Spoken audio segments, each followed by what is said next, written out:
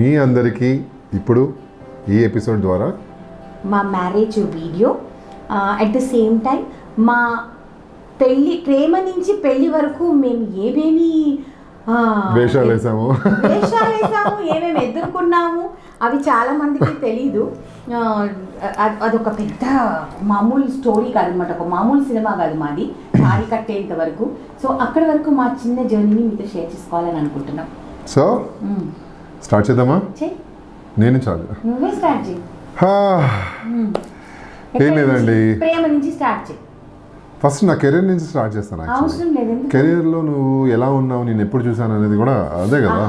Actually నాకు మీ అందరికీ తెలిసిందే, మళ్ళీ కొత్తగా చెప్పాల్సిందేం లేదు. శ్రీకాంత్ ప్రొడక్షన్స్ మంజులా నాయుడు గారి సీరియల్ కాలచక్రం అని చెప్పి డైలీ సోప్ DD8లో వచ్చేది అది. అప్పుడు వక్కంత వంశీ అని చెప్పి ఇప్పుడు రైటర్ అండ్ డైరెక్టర్ ఆయన హీరోగా చేశారు ఆ సీరియల్లో. సో ఆయన్ని రీప్లేస్ చేయడానికి సేమ్ టాల్ పర్సన్ ఎవరైతే ఉన్నారో కనుక్కొని నేను లక్కీగా అదే టైంలో కలవడం జరిగింది వాళ్ళని. నన్ను ఆ క్యారెక్టర్కి రీప్లేస్ చేశారు. దానిలో పోయి నాకు పిన్ని క్యారెక్టర్, రైట్, స్టెప్ మదర్ వచ్చి మేఘనా రామి గారు యాక్ట్ చేశారు. సో ఆ రోజు అసలు నేను ఫస్ట్ డే అనమాట షూటింగ్, నాది కూడా ఫస్ట్ డేనే ఆ రోజు సీరియల్లో. తను ఆల్రెడీ చేసుకుంటూ వచ్చినట్టుంది, నేను రీప్లేస్మెంట్ కాబట్టి తను ఆ సీరియల్లో ఆల్రెడీ చేసుకుంటూ వస్తుంది. నేను మెహర్ అని ఒక ఆవిడ ఉంటే, తను షీస్ అ కో డైరెక్టర్. అప్పుడు తను నీకు మదర్గా ఒక ఆవిడ వస్తారు ఇప్పుడు చేస్తారు, ఓకే అంటే మా స్టెప్ మదర్ అనమాట. సో నేను లొకేషన్లో వెయిట్ చేస్తున్నాను, లొకేషన్కి వెళ్ళాను. ఫస్ట్ డే షూట్, నాకు కొంచెం కంగారుగా ఉండింది, ఎవరు చేస్తున్నారు, నా మదర్ కాదు అది అనుకున్నాను. రెడీ అవుతున్నాను, మేకప్ అయిపోయింది, అది అయిపోయింది. ఈలోపు ఒక ఏంజల్ లాగా స్లీవ్లెస్ టాప్ వేసుకుని ఒక ఫేర్ లేడీ నా ముందు నుంచి ఇలా క్రాస్ అయ్యి హాయ్ అనేసి వెళ్ళిపోయి, తర్వాత మళ్ళీ రిటర్న్ వచ్చినాం రెడీ అయిపోయి. With in short time 5 to 10 minutesలో మళ్ళీ ఒక ముడేసుకుని పెద్ద బొట్టు పెట్టుకుని అండ్ ఒక మంచి చీరలో అలాగ వచ్చింది. నేను చూసింది ఈవిడేనా అనుకున్నాను. ఈవిడ అంత స్టైలిష్గా ఉంది, బయట అంత క్యూట్గా ఉంది, ఈవిడేనా ఇంత పెద్ద గెటప్ వేసింది అనుకున్నాను. తర్వాత మెహర్ చెప్పారు నాకు, ఈవిడే మీ మదర్గా చేస్తుంది అని. కానీ ఆ ముడిలో ఆ బొట్టులో నేను ఫస్ట్ టైం చూసిన రోజు అనుకున్నాను, చేసుకుంటే ఇలాంటి ఆవిడని పెళ్లి చేసుకోవాలి. ఫస్ట్ అండి నా మైండ్లో వచ్చిందే, చేసుకుంటే ఇలాంటి ఆవిడని పెళ్లి చేసుకోవాలని. నాకు నిజంగా ఎందుకు వచ్చిందో ఆ రోజు తెలియదు, అలాగే అయిపోయింది. అలాగే జరిగిపోయింది. అప్పటి నుంచి జర్నీ నన్ను తిట్టుకునేది, ఏంటి ఎక్కడి నుంచి తీసుకొచ్చారు ఈ ఆర్టిస్ట్ నన్ను తిట్టుకునేది. ఎందుకంటే నేను కొత్త, వాళ్ళ సీనియర్, అంటే వాళ్ళు ఆల్రెడీ సీరియల్స్ చేస్తున్నారు కాబట్టి. థర్డ్ సీరియల్ మేఘనా గారు ఫస్ట్ మేడం అనేవాడి, మేడం గారు అని, తర్వాత మేఘనా గారు, తర్వాత మ్యాగీ, తర్వాత మ్యాక్స్, తర్వాత ఏంటి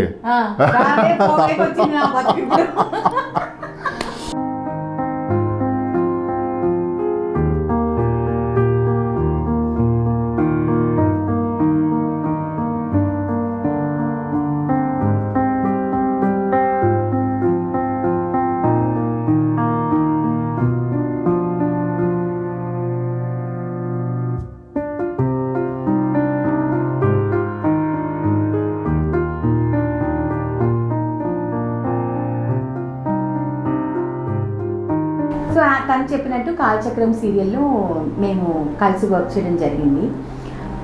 విజయవాడ ఓ మై గాడ్, ఈ సో అబ్సెస్డ్ విత్ విజయవాడ. విజయవాడకి తెలుగు చాలా బాగా వచ్చంట, స్పష్టంగా మాట్లాడతారు, ఇవన్నీ మాకు చెప్పేవాడు. ఒక్క డైలాగ్ కూడా కరెక్ట్గా చెప్పేవాడు కాదు, మొత్తం రోలేది వెళ్ళిపోయేది. చూసేదాన్ని ఏం మాట్లాడుతున్నాడు ఈయన అనేసి. అవును, చిన్నపిల్ల ఉన్నప్పుడు నాకు జస్ట్ 20 years నాయనా, నేను 6 నెలల తేడాలోనే ఇండస్ట్రీలో ఎక్స్పీరియన్స్ పక్కన పెట్టి నీకంటే ముందు వచ్చాను ఇండస్ట్రీకి కొంచెము, ఓకే. కానీ నువ్వు ఇట్లా 10 సార్లు చెప్పడం మూలనే సగం నన్ను ఇమేజ్ డ్యామేజ్ చేస్తావు. నాకు వయసు ఒకటేనండి, 6 నెలలు పెద్దదాన్ని నేను, అంతవరకేను. సో కాకపోతే నేను ఎన్నుకున్న క్యారెక్టర్స్, నేను ఎన్నుకున్న side of acting is different, తను ఎన్నుకున్న side of acting is different, అది ఇంపార్టెంట్. అయితే ఇవన్నీ అనవసరం, కానీ డైలాగులు సరిగ్గా చెప్పేవాడు కాదండి, అనేవాడు. మాట అంటే టైటానిక్ పాట పాడతాననేవాడు. ఓ అమ్మా చచ్చిపోయేదని. అసలు ఒక రోజు అయితే డ్రెస్ చేంజ్కి వెళ్ళాలి, ఇలా రూమ్లో కూర్చున్నాం అందరము, ఆర్టిస్టులు అందరము. మేడం డ్రెస్ చేంజ్ అన్నారు, సరే ఓకే చేసుకుంటాను, మీరు వెళ్ళండి అని అన్నారు. చేసుకుంటాను, ఏంటి చేసుకునేది నాకు అంటే డ్రెస్ చేంజ్ చేసుకోండి, నేను నీ ముందు డ్రెస్ చేంజ్ చేసుకుంటాను, నువ్వు ముందు ఎలా అయ్యానమ్మా. అసలు అప్పుడు ఏమంటాడు తెలుసా, ఒకసారి టైటానిక్ పాట పాడేసి వెళ్తున్నాడు. అసలు పిచ్చి కోపం లేసింది. I never forget. ఇప్పుడు కూడా పాడతాను కావాలంటే. వద్దు ఇప్పుడు వద్దు, please please please. No no no no no no వద్దు వద్దు ప్లీజ్ ప్లీజ్ వద్దు. ఎందుకను చెప్తా విను. అయితే ఒకటి ఒక బ్లాక్ ప్యాంట్ వేసుకునేవాడు సీరియల్ మొత్తంకి. బ్లాక్ ప్యాంట్ పైన షర్ట్లు మాత్రం ఒక 3-4 మారేవి. నేను ఇంటికి వచ్చి మమ్మీతో చెప్పేదాన్ని, మమ్మీ ఏంటి మమ్మీ మంచి ఇంక ఒకటి ఏ ప్యాంట్ వేసుకుంటాడు, వేరే ప్యాంట్లు లేదా, లేకపోతే కొనుక్కు కూడా, లేకపోతే పీస్ కూడా నాకు అర్థం కావట్లేదు. అప్పుడు ప్రీపెయిడ్ కదా, మేము పక్క సందులోనే ఉండేవాళ్ళము. రింగ్ ఇచ్చి కట్ చేసేవాడు. నాది అప్పుడు కూడా పోస్ట్ పెయిడ్ అనమాట, తనది ప్రీపెయిడ్. రింగ్ ఇచ్చి కట్ చేసేవాడు. అప్పుడు నాకు అర్థమైంది, ఓహో ఈ మంచి ఫోన్ చేస్తున్నాడు అనేసి. ఫ్రెండ్స్గా ఉన్నప్పటి నుంచే రింగ్ ఇచ్చి కట్ చేసేవాడు. కొన్నిసార్లు చేసేదాన్ని కదే అని అనుకునేదాన్ని. కానీ ఇవన్నీ అట్లా మేము ఫ్రెండ్స్గా ఇద్దరం కలిసి డబ్బింగ్స్కి వెళ్ళేవాళ్ళము. తనకి 50 రూపీస్ కన్వీనియన్స్, నాకు 50 రూపీస్ కన్వీనియన్స్ అనమాట. ఇద్దరం షేర్ చేసుకునేవాళ్ళం 25 రూపీస్. ఎందుకంటే ఒకటే సీరియల్కి డబ్బింగ్ చేసేవాళ్ళం కాబట్టి ఇద్దరం బైక్ మీద వెళ్ళేవాళ్ళం. అందరూ గెస్ట్ చేసేవాళ్ళు లొకేషన్లో, మా చుట్టుపక్కల అందరూ. వీళ్ళు ఎప్పటికైనా వీళ్ళు పెళ్లి చక్రవాకం టైంలో, కాలచక్రం అయిపోయింది. చక్రవాకం టైంలో మళ్ళీ నాకు అత్తగా యాక్ట్ చేసింది, హీరోయిన్ కి మదర్గా తను యాక్ట్ చేసింది. అప్పుడు ఫ్రెండ్స్ అన్నమాట, అప్పటికే మంచి ఫ్రెండ్షిప్ స్టార్ట్ అయింది. కాలచక్రం తర్వాత స్టార్ట్ అయింది. కలిసి వెళ్ళేవాళ్ళం మార్నింగ్ ఇందిరా పార్క్ కానీ లేకపోతే ట్యాంక్ బండ్ రోడ్కి కానీ డబ్బింగ్కి కలిసి వెళ్ళేవాళ్ళము. అందరూ చూసి వీళ్ళిద్దరు ఖచ్చితంగా పెళ్లి చేసుకుంటారని అనుకునేవాళ్ళు. మా ఇద్దరికి మాత్రమే అది వెలగడానికి చాలా సంవత్సరాలు పట్టింది.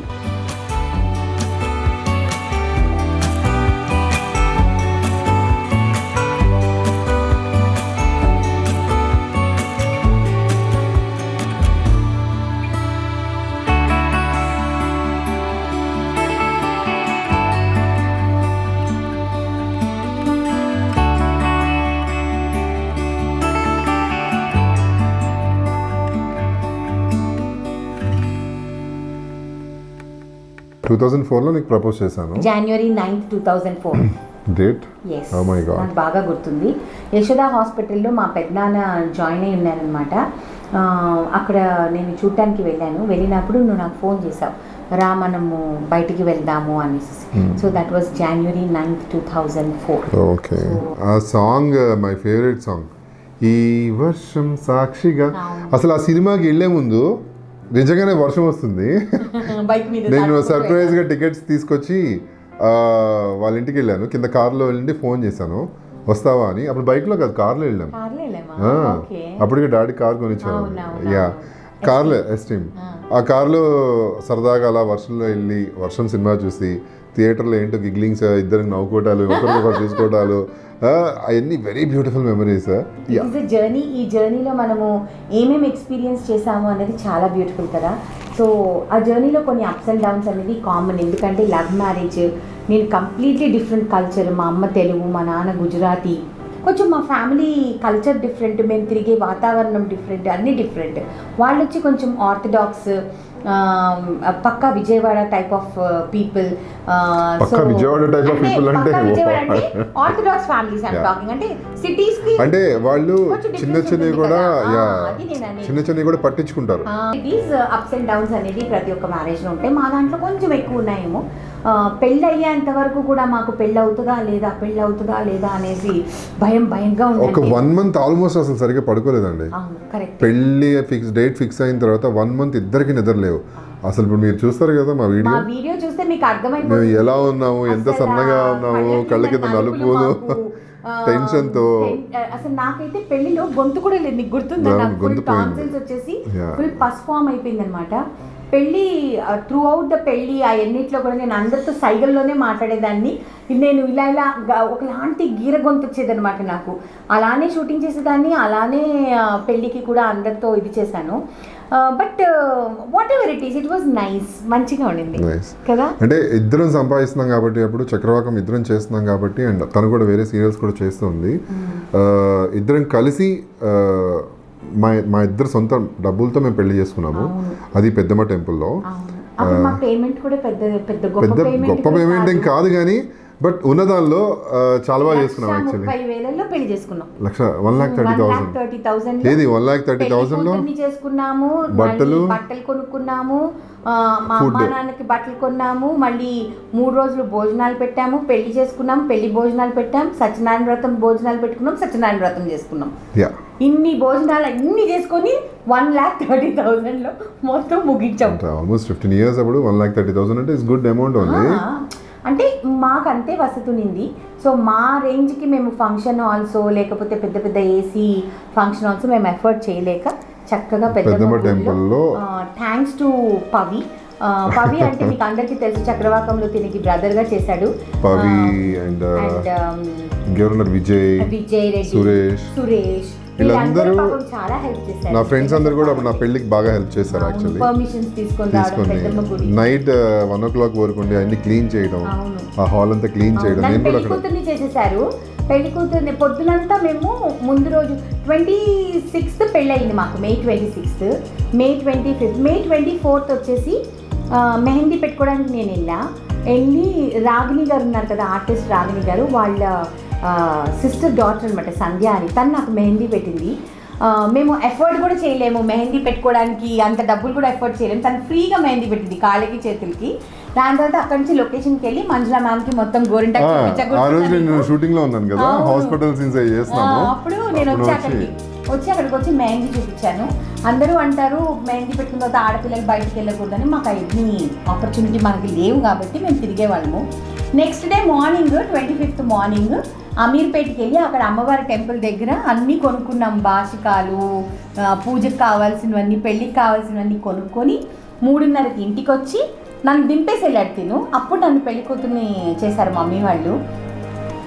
దాని తర్వాత తను రాత్రి పెద్దమ్మ గుడికి వెళ్ళి అక్కడంతా క్లీన్ చేసి చిమ్మి తుడుచుకొని కడుక్కొని, అసిస్టెంట్స్ కూడా రాజు ఇంకా శ్రీకాంత్ నా అసిస్టెంట్, అందరూ కలిసి ఫ్రెండ్స్ అందరూ కలిసి క్లీనింగ్ అంతా చేశారు. నేనేమో బయటికి వెళ్ళకూడదు కాబట్టి ఇంకా తను నెక్స్ట్ డే మార్నింగ్ పెళ్లి కొడుకుని చేశారు కదా నీకు. ఆ రోజు మార్నింగ్ నేను ఐ థింక్ 2:30 3 వెళ్ళాను, పడుకున్నాను, 1 hour పడుకున్నాను. నేనే లేపి మా అమ్మ వాళ్ళని నన్ను కొంచెం పెళ్లి కొడుకుని చేస్తారా అని అడిగాను. మా అక్క మా అమ్మ కోపాలు కదా, చాలా కోపాలు. ఎందుకు ఆ పెళ్లి వీడియోలో చూస్తే మా అమ్మ నన్ను దీవించేటప్పుడు ఇలా వేసి ఫ్యాట్ మన చంప మీద కొట్టి దిగిపోయింది స్టేజ్. మా అమ్మ మామూలుగా ఆడించలేదు నన్ను. But I love my mom. అంటే ఆవిడ పాపం ఆవిడ ఆశలు ఆవిడకు ఉన్నాయి. వాళ్ళ కొడుకు ఏదో ఇంకేదో చేయాలి, ఇంకేదో చేసుకోవాలి, లేకపోతే కొంచెం ఆగి చేసుకోవాలి పెళ్ళి, ఇంకా గొప్పగా చేసుకోవాలని ఆవిడ కోరికలు ఆవిడకున్నాయి, ఉంటుంది.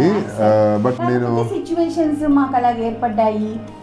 దట్ ఈస్ ఆర్ టైం పెళ్లి అయిపోవాలి కాబట్టి అలా పెళ్లి జరిగింది. చిన్న వయసులో చేసుకున్నాం, పర్వాలేదు, కరెక్ట్ వయసులో చేసుకున్నాం. ఎప్పుడో 30-40లో కాకుండా కరెక్ట్ వయసులో చేసుకున్నాం. 20s లో చేసుకున్నాం కాబట్టి వీఆర్ గుడ్.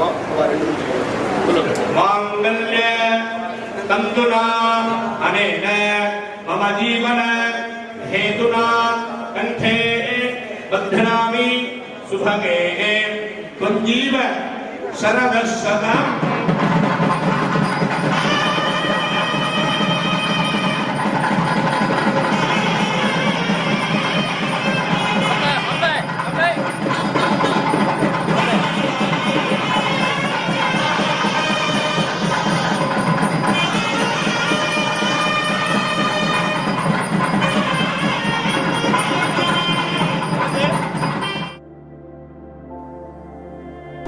సో ప్రేమ దగ్గర నుంచి పెళ్లి వరకు మన జర్నీ ఏదైతే ఉందో దాంట్లో ఇంకేమైనా నీకు తీరని కోరికలు, అంటే ఇప్పుడు నేను తీర్చలేను, అవి వెనక్కి వెళ్ళలేను, బట్ ఏమైనా ఉన్నాయా? అంటే నీకేమైనా ఎక్స్పెక్టేషన్స్ ఉండి అవేమన్నా జరగకుండా? డెఫినెట్లీ ఎక్స్పెక్టేషన్స్ అయితే ఉన్నాయి. ఏమనింది? కార్ కావాలనుకున్నావా లేకపోతే కట్నం కావాలనుకున్నావా? ఏమనుకున్నావు?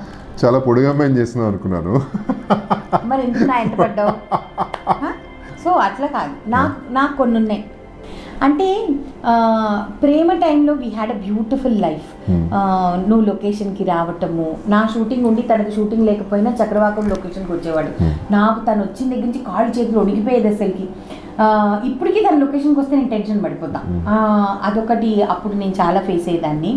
కావాలని మంజులా నాయుడు ఎవరైనా ప్రపంచంలో అల్లుడిని అత్తగారు ముద్దు పెట్టుకుంటారా అండి? నాకు అలాంటి సీన్ పెట్టింది ఆవిడ. అసలు నుదుటి మీదే కదా, నుదుటి మీద అయితే ఏంటి మొత్తం లొకేషన్ ముందు. అసలు నేను అసలు నాకు ఏం చేయాలో కూడా అర్థం కాలేదు. పైగా ఇంత పీటేసి ఎక్కి మరి పెట్టాలి నుదుటి మీద అంటే. తీరని కోరిక అన్నారు. తీరిన కోరిక ఏంటి చెప్తా విను, వెయిట్ చేయి. తీరని కోరిక ఏంటంటే గ్రాండ్ గా పెళ్లి చేసుకోవాలి అని చాలా గ్రాండ్ గా పెళ్లి చేసుకోవాలి. నా పెళ్లికి ఒక 200-300 మంది రావాలి.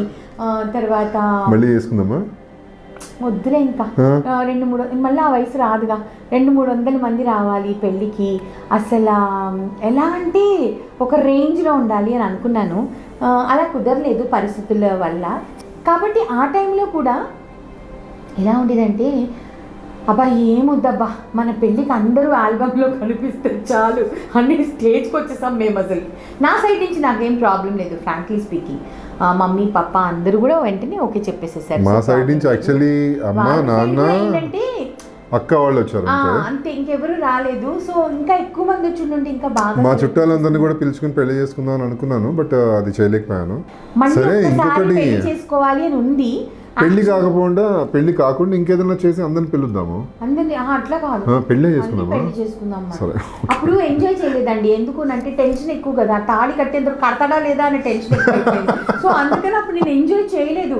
ఇప్పుడు ఆ వీడియోస్ చూస్తుంటే మీకోసం మేము ఈరోజు వీడియో రిలీజ్ చేయాలని చెప్పి నిన్న రాత్రి మేము చూస్తూ ఉంటే నాకు తెలియకుండానే oh my god did we do all these things, మనం ఇదన్నీ వెళ్ళామా, ఇదంతా క్రాస్ చేసామా.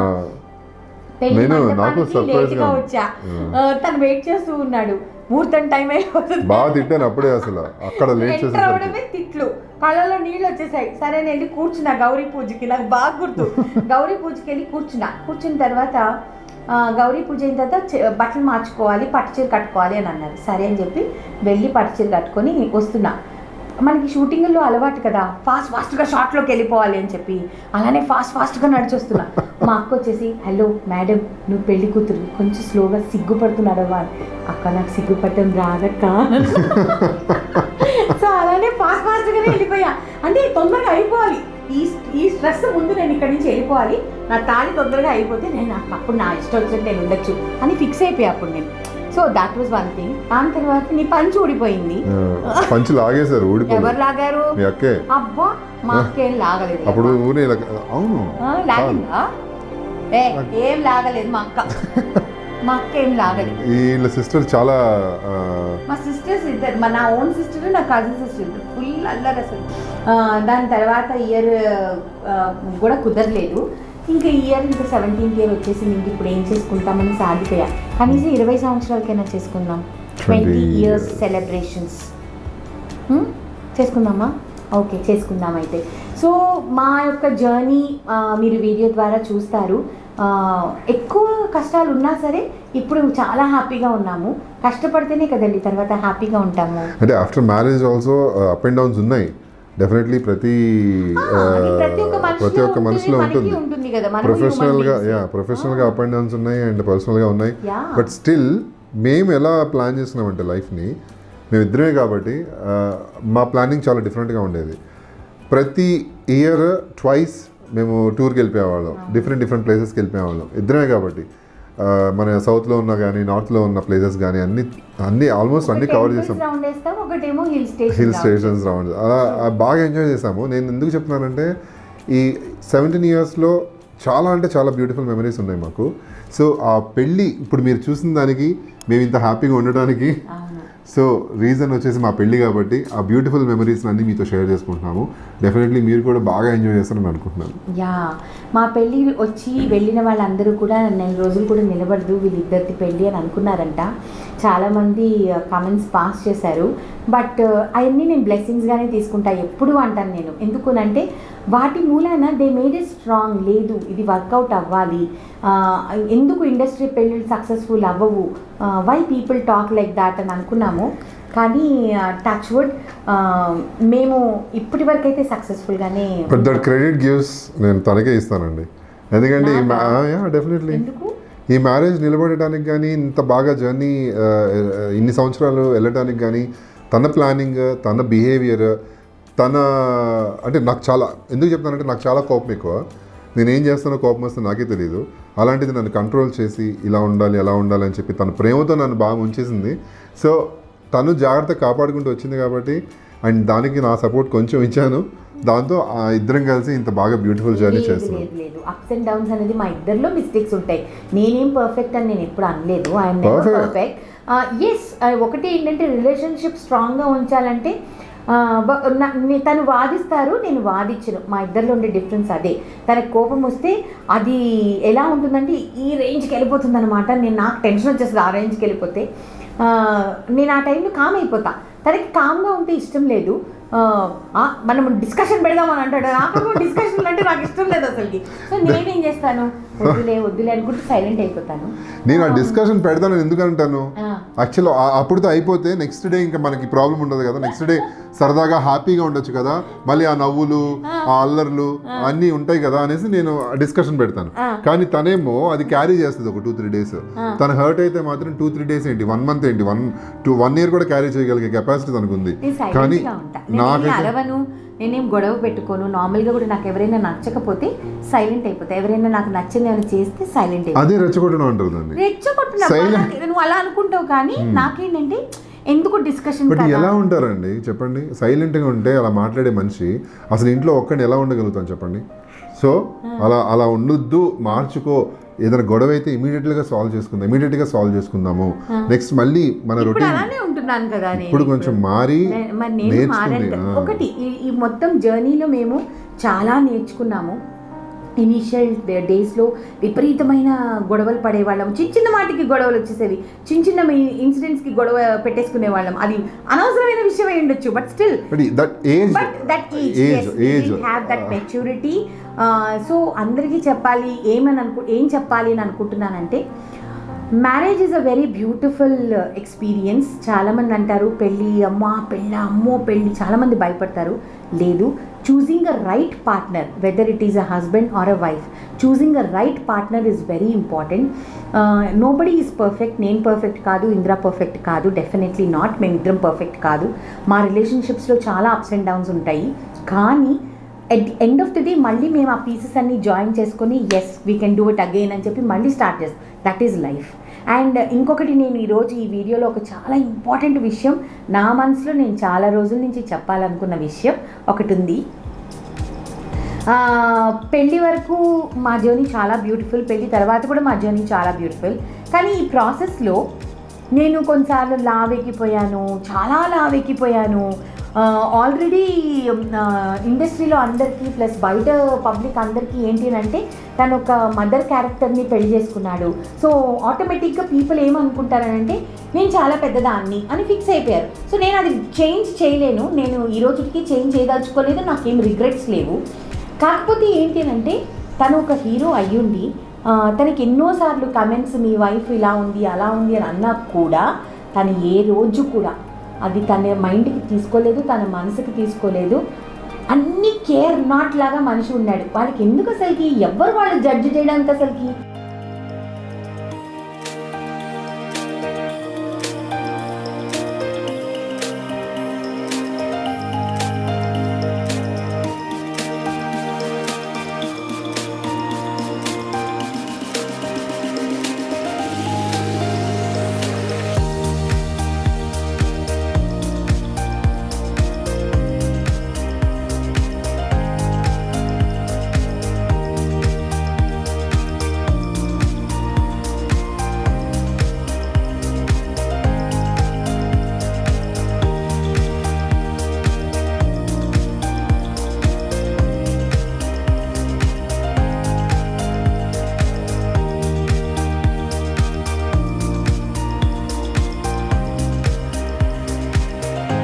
చాలామంది కామెంట్స్ కొట్టారు.